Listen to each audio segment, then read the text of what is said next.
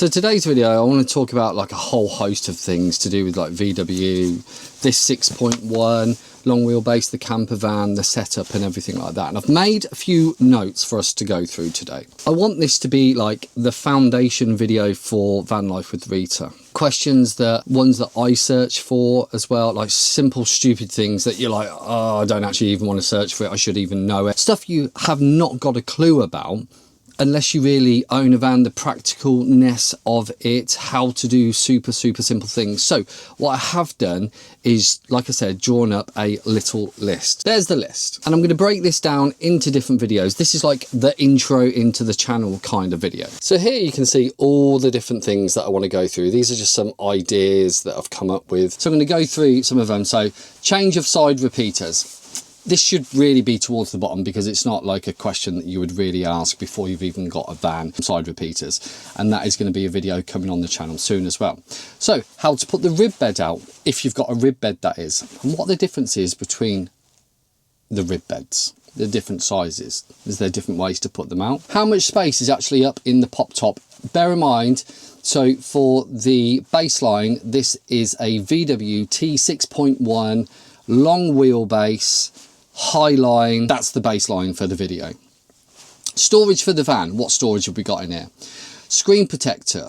Yeah, not for your phone, but for your van. How to put up the pop top, full tour on how to set up ready for camp. Why we chose this design as well, because it is slightly different. There's so many different designs out there.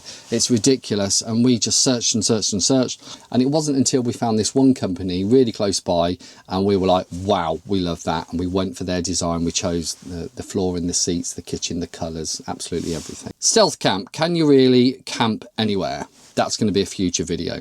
How to power the camper van. With the batteries, with the leisure batteries, with the solar, with the DC to DC charger and so on. How to stay warm in winter. How we shower in summer. Gonna have to wait for summer. I mean, we are arse end of Jan at the moment. It's horrible outside, which you'll see if you subscribe and watch like the next video. It's rubbish outside. Hidden costs of owning a camper van. Camper van versus motorhome and why we went for camper van. And that's all I've got at the moment. Like, that's it. I'm down at the bottom of my list. This is going to be something that I add to. Also, what I want to do, which I've got here on filming style. I want to film with my A7 III. I know it's a 3, 4, 5-year-old camera, but it's still really good. I really wish it had a flip screen, but I've got a separate monitor up there. Structure the videos. Don't wing it. I have a tendency to absolutely wing my videos. Like, and I mean really wing my videos. I'll be like, right, I kind of want to talk about that. In post edit, I'll sort it out, I'll figure everything out and give it a structure. Because as you can see, we've got 50-odd thousand subscribers. So thank you very much. Become another one of them. But that was all from my tech related videos and some like dodgy box kind of videos like back in the day. Then I was going to go into flying VR, which I do. I fly DCS F14B at the moment. Absolutely amazing. Quest 3, brilliant. They're really hard to film, and that is even more of a niche than the like van lifestyle I really love. I've been hiking and camping for years, and then Catherine and I decided we're getting a camper van because Seb, thank God, we didn't know till afterwards, freaking loves it.